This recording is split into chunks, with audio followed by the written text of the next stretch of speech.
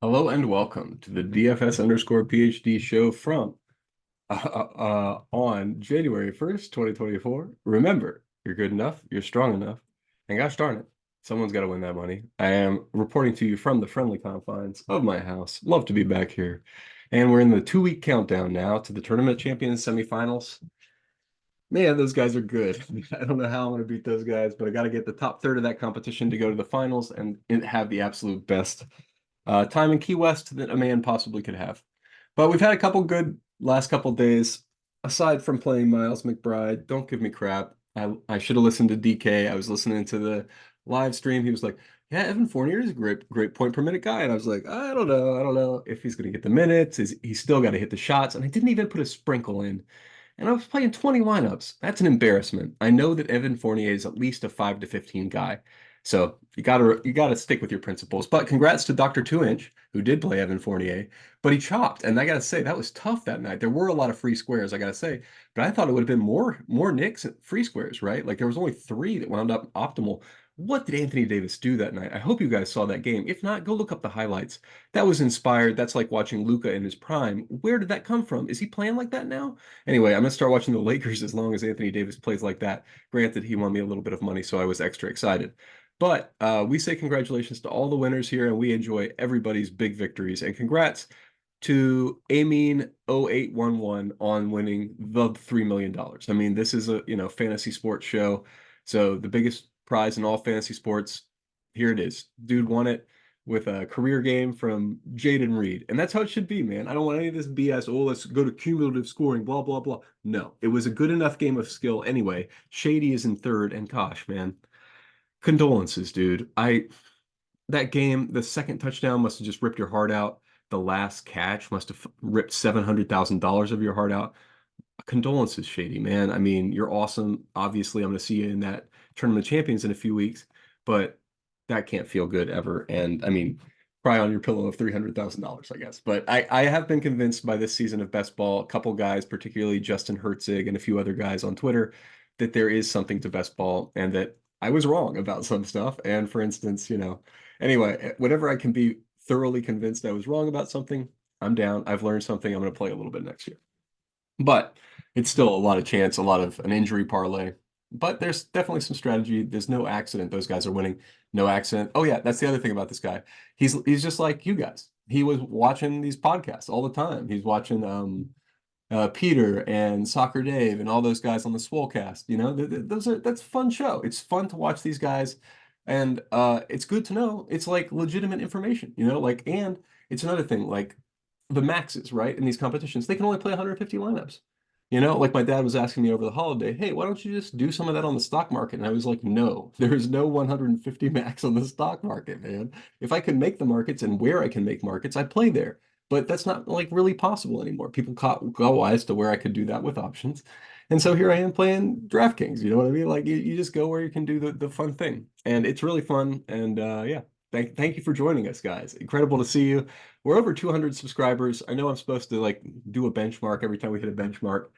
I'm just not paying attention to that. It's like fine. I'm just doing this because like this is what I do every day anyway. Like I'm gonna sit here for an hour in the morning. I've already listened to a certain amount of content. I like DK's free content. That's like where I got everything I know. Essentially, I learned from DK and a couple other people, Occupy Fantasy guys, etc. But you know what's going to go on this slate. Like hopefully you've gotten to this video and you're aware of the trade, right? I mean, the trade dominated the last slate. It's going to dominate this slate as well because we've got to figure out what are these new guys, what's their role going to be like in the new offense? Is RJ Barrett really going to dominate? I don't know, man. I mean, I can get there in two-thirds of my lineups maybe, but because I'm okay. So the other thing is, this is the countdown to the Tournament of Champions. So just like the countdown to that big spike day last month, I have to hone my process a little differently because like normally I'm a 20 maxer. That's where I like to make my bread. But I have a big single entry thing, the biggest one of my life coming up in 2 weeks, the Tournament of Champions semis. Tickets worth like 22,000, but I got to finish top 17 out of 61. I got to beat guys like Shady. I got to beat guys like Whistles Go Woo. All the freaking everybody who's won $1 million this year. I got to beat two-thirds of those guys. So That's what I'm practicing these next couple weeks. What are the moves? How do you play just enough chalk and sprinkle in just the right pivots to beat those guys? So number one, I'm trying to get in that 888 in a couple of days because I think 250 up top is a reasonable reward for 888. And I need to practice, man. It's a different game. So that's the thing. It's like on the one hand, you got to figure out how to play risky enough to beat those dudes and conservatively enough to beat those guys. But on the other hand, like it's going to be like a 2 game or 4 game NFL slate, right? It's like championship weekend, divisional championship weekend, I think. So that's more like maybe I should practice high stakes Madden sims. You know what I mean? That's where you get a short slate and like, what in the world? Okay, but enough talk about the tournament champions, even though it's going to be freaking on my mind. It's like the whole point of this month for me. And I mean, really, how much when if you combine all of my fees from the last 2.5 months, it's probably the Tournament of Champions ticket. Anyway, okay, so easy slate today because of the trade. You got RJ Barrett, you got who else up here? I assumed there was, oh yeah, let's sort by exposure. Huh. It's not all okay. I guess it's just RJ Barrett mostly getting that boost. Then oh right, because we've got one game that stands out above the rest pace wise. And then you got Dallas and Utah if you want to sprinkle in some. I guess I probably do have some of the big guy. Oh, yes, a little bit of Doncic and Jokic. We'll see. So obviously, if Kyrie is out, you're going to get to more Doncic, and it can be a coin flip probably with Giannis. But this pace of this Milwaukee and Indiana game is outrageous. So you just got to have a lot of guys from that game, I think. Now, the other thing, you got to listen to Coach speak today. So Tari Eason played what 25 whatever minutes he was supposed to. Jayshawn Tate played an incredible number of minutes. It didn't seem like and he played well. Like this guy's playing great. So I boosted him a little bit, and I'm going to be way overweight today on Jayshawn Tate, somewhere between eye test and points per minute test, and it's not an accident. I mean, post in the chat if something has changed or I missed something about Houston's rotation. I know Indiana changed their rotation recently. That's why I have Jalen Smith.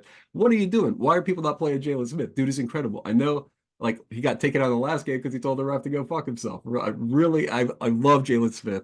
He is out there to do one thing and one thing only, and that is block guys' shots. He loves to do it, and he wants to stay in the game to do it. He'll get in foul trouble sometimes, but he knows you got to be out there to block shots. And I really have enjoyed watching him play. And I don't understand 17%. You gotta have interest in him, and you gotta have interest in Nick Richards today. I don't. I again like yes, he is playing Jokic. So whatever foul trouble risk you think there is, don't have that amount of Nick Richards in your lineups. But unless we get significant other news, I think you got to have one minus whatever percent chance you think he gets in foul trouble. He is going to be optimal. He's incredibly, incredibly low priced. I don't know what's going on there. DraftKings has been pretty good about that this year. I've limited people like Kamara. I think, he's going to be out there. He could hit shots. I think he's going to be out there. That's another question because Thibault started for him last game. If Thibault starts for him, that's another place you can consider. But man, that's a tough one. I love when you can get to Matherin in a spot like this because he could close over Healed for sure. Speaking of, I'm sure somewhere down here, no Healed. What's his price? You could get to sort of like 5 to 15% of Healed, but I'm not going to force him in since I'm playing 6 lineups. That's my point. As I go towards a single entry thing, I've got to figure out a good single entry process. So pretty much I'm just going to take the best lineup from my top 6. That's my plan, and my top 6 from my top 5,000. Okay. Yeah, Baji, that's the other guy. So we got a weird rotation going on in Portland. You're aware, as long as the main center is out. We've got like Baji and Moses Brown and Jabari. And so Jabari is the obvious jam. Jabari's like, I assume 2/3 Jabari. Yeah, Jabari's a core piece today if you got a core piece, because Jabari, Jalen Smith, their roles have just changed and the prices have not caught up to them yet. RJ Barrett, we're speculating that about. Giannis, probably the other core piece in a high pace game where Giannis will smash. So I will say, yeah, Giannis, Jalen Smith, Jabari Walker, if you're a guy who listens to this for cores. But I gotta say, I'm not really a core guy. Like when I listen to other people's videos and stuff, that's not what I'm listening for. I'm listening for like the grades they give people, like somebody's a great play, like whenever there's an inflection that they say that they might not even put, like for instance, DK says stuff about people and he'll say like, I think this play is the whatever of the day, and what it doesn't come up again, you just have to write that down. So I probably do something similar. Let me know in the chat, please, if I say something outrageous about somebody and then I don't remember it later. That can hurt me. Okay, but yeah, everybody else, I mean, I don't know what's going on to fork Jalen Duren. They've got a weird rotation. The center rotations are all messed up now, right? Like I can't do my normal forking thing today. For instance, with Precious, can't do the Pirtle Precious rule anymore, guys. Time to delete the rule, right? I mean, Precious is great, man. I actually, how much Precious are we getting to today? Oh no, is he not in here? Whoa. Oh, he's on the early slate. Wait, yeah, because he's not on Toronto anymore. He's on New York. Yeah, yeah. So play some Precious on the early showdown or whatever. But man, what a I love it every time something like that happens. But what is going to go on with Toronto? You know what? It's popcorn machine. Bum bum bum. So okay, the problem is they don't have everybody who will be there. But in the last game, who came in for Toronto when they lost to Detroit? Yikes. Pirtle came out and Thaddeus Young came in. Oh man. I don't know if I can do that, guys. I don't know if I can I can't build that fork in for Thaddeus Young. Thaddeus Young and Otto Porter Jr. just have to go back to the bench, right? I don't remember exactly who was in this trade, but oh my gosh, these guys are no offense, way better than me at basketball, but completely unplayable at a professional level at this stage in their career.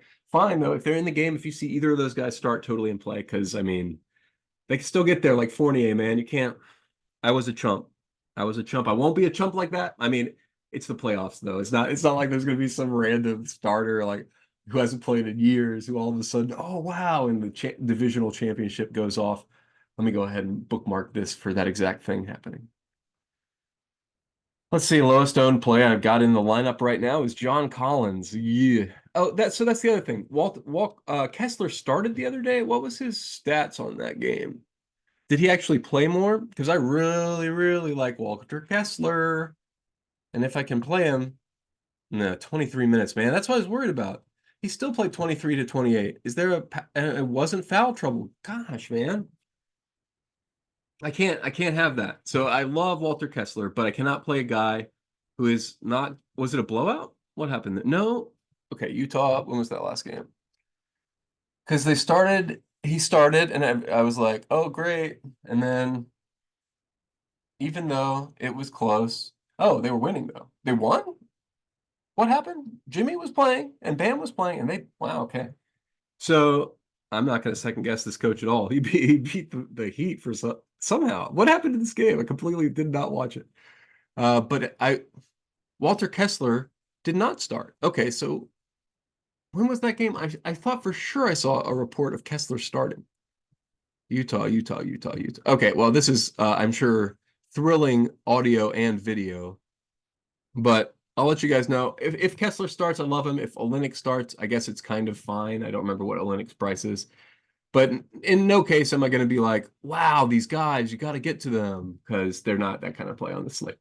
And as always, like, let me just say again, if there is late news, that is the news. Don't these things are like fun leans early in the day.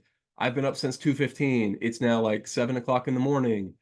We haven't even had shoot arounds yet, guys. Like we the most important things come later. Like for instance, yesterday, Sleepy Boys, man. What was going on with Devin Achan? Like I wound up being twice the field. I thought I was just like going to match the field, but the field was Sleepy Boys on Devin Achan. I guess there's never late news in the NFL or something. What percent Mostert did they have?